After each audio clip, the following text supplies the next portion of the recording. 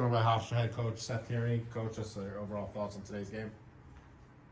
Yeah, I mean, reality is Delaware was better than us today. A senior-laden team. They got firepower on the corners.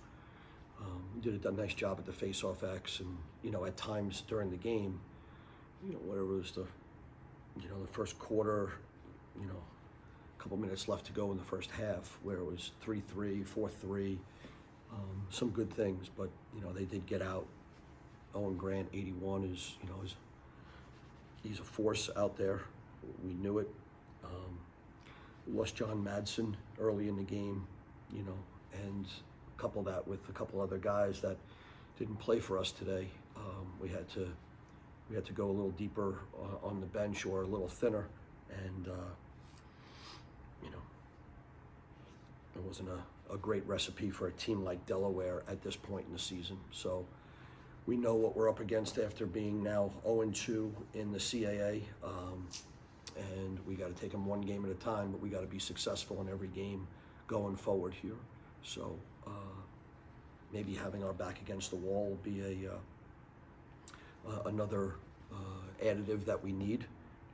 We do have to get healthy, and we're going to be facing a hungry, probably similar boat Monmouth team next Saturday. So. Can you talk on that? The evolution of Matt Elder over the past couple weeks. He's really come on offensively for you guys.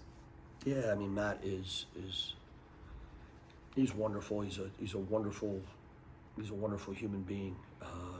As a fifth-year senior, coming back for his fifth year,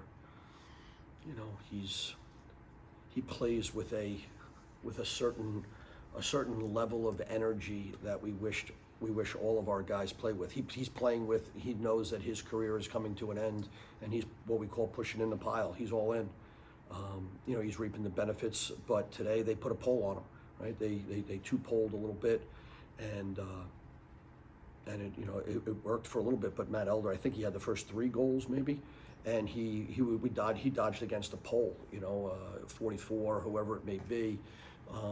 He did a good job of getting to the middle of the field, getting his shot off, and we knew that they weren't going to slide. They are a confident defense that makes you earn slides, and that's why you probably don't see a whole lot of. We got one assisted goal out of the 7 because they just were, they were trying to win their matchups, and they were.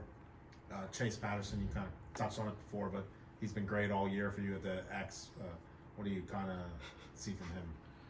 Yeah, I mean, Chase is he works really, really hard during the week. He's great with the other guys. We're fortunate to have him. He's focused. I don't think he was thrilled with his year last year. Went home this summer and the fall, and he's done a great job. I mean, if you look at, again, we have to make sure. I'm sure the stats are right or close to right. 17 of 26 facing off, and then if you look above it, he had 3 violations, right? I mean, so out of those 9 that they won, we gave them 3. So I mean, technically they beat us on 6, and we beat ourselves on 3. And if we don't violate, which you can't be perfect, I'll take 17 of 26. Chase, he did his job today against a pretty scrappy guy. Coach, the fourth quarter saw the most scoring from Hofstra's end. What was going on there? What was your take on that? Yeah, I think you start to, you're watching March Madness now. You're watching, basketball and some lacrosse. And when you're behind, the emotions, the energy, it's like a natural thing that happens to you. Like you're starting to fight for air. You're starting to fight for your life a little bit. Not in that term for their lives, but they start to fight at another level. And that needs to take place earlier. And even earlier it did. We had a couple of lapses, at the end of the second quarter.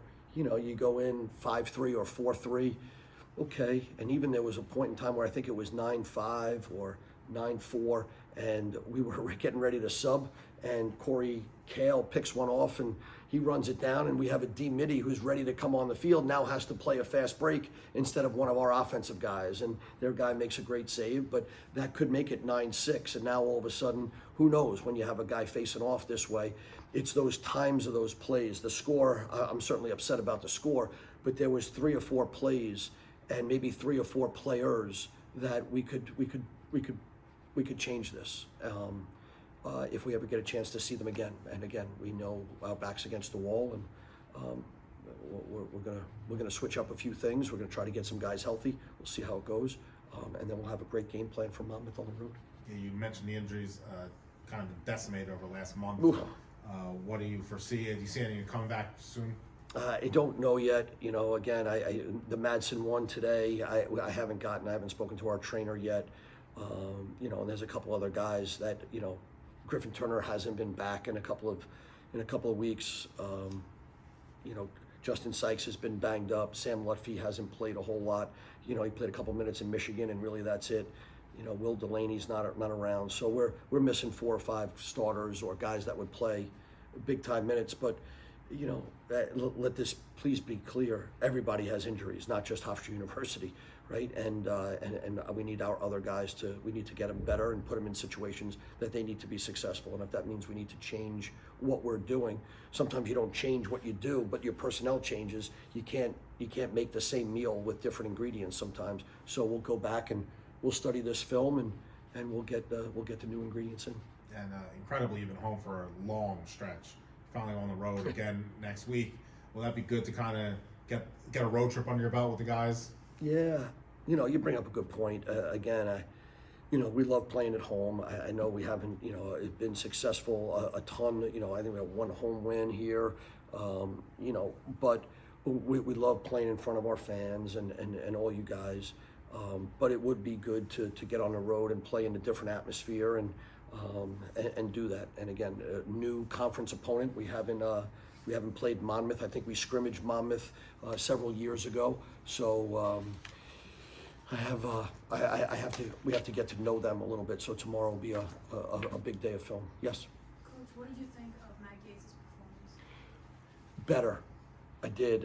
You know, again, let me just double check here. 9 saves, but I thought they were really good saves. I do. You know, Mac is very hard on himself.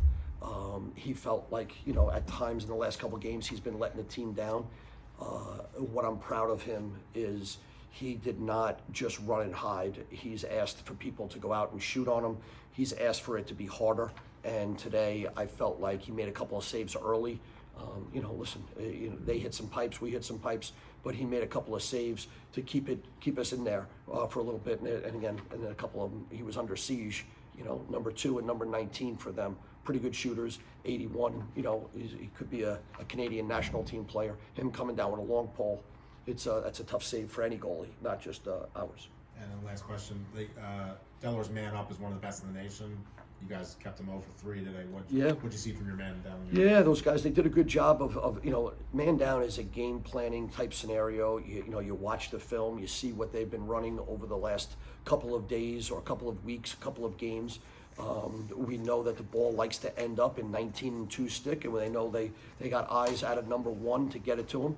And so you have to cover the 3-headed monster, but you can't forget about the other 3 guys. So our man down guys, I know we worked at it. You know, Mac made a couple of saves, and we got to their hands a little bit.